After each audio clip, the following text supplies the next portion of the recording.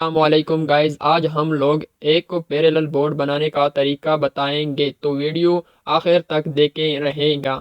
और हमारा चैनल को सब्सक्राइब करें और लाइक का बटन ज़रूर दबाएं।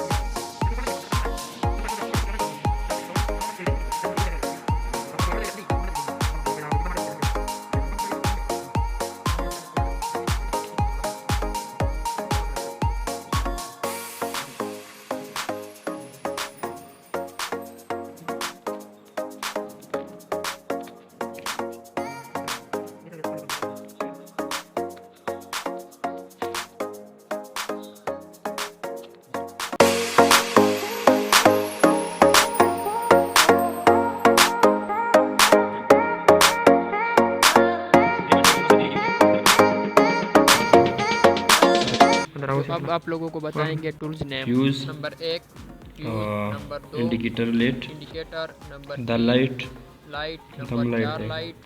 ये और दोनों दुआ साकटी, साकटी, और 10 स्विच थी, ये 1 4 2 1 2 3 3 4 4 स्विच।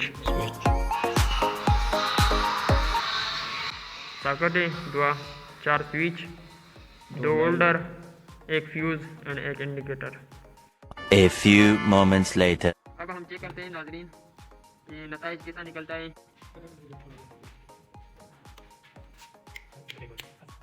वालेकुम नाज़रीन, ये काम चलता है अभी। देखो तुम लोगों तो आसानी से देख सकते हो। अगर वीडियो पसंद आई हो तो प्लीज़ लाइक और सब्सक्राइब ज़रूर करें।